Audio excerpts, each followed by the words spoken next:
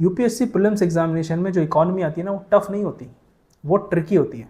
आइए इस वीडियो में हम समझेंगे कैसे आप उसको कॉन्कर कर सकते हैं। सबसे पहली चीज़ है, यूपीएससी का फेवरेट सब्जेक्ट है RBI. Reserve bank of India से क्वेश्चन आना ही आना है। अगर मैं 2016 की बात करूं तो मॉनेटरी पॉलिसी फ्रेमवर्क अग्रीमेंट के तहत आरबीआई ने एक इन्फ्लेशन टारगेटिंग की थी। उसी साल हमने वो क्वेश्चन एग्जामिनेशन में देख लिया। मतलब कैसे करंट न्यूज़ अपनी जगह प्रीलिम्स एग्जामिनेशन में बना लेती।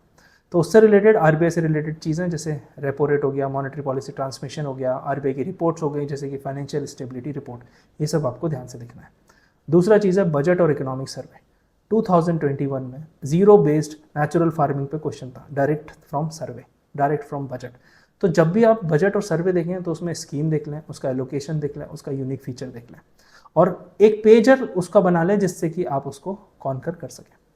तीसरा एरिया है बैलेंस ऑफ पेमेंट। हमेशा करंट वर्सेस कैपिटल अकाउंट पे क्वेश्चन पूछा जाता है और जब वो क्वेश्चन आता है तो वो कहीं ना कहीं ट्रिकी साउंड होता है, तो उसको टेबल बना के समझने की कोशिश करें।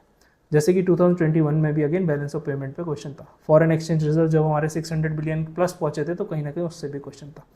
तो इकोनॉमी जो आपकी है ना, वो फॉर्मूलाज नहीं है यहाँ पर, वो है आपका जो थ्योरी आपने पढ़ी है ना, उसको रियल वर्ल्ड से कनेक्ट करके डेटा के साथ सपोर्ट करके अगर आप पढ़ेंगे तो आपको चीज़ें दिमाग में क्लियर रहेंगी। सिर्फ थ्योरी पढ़ेंगे तो आप कंफ्यूज हो जाएंगे।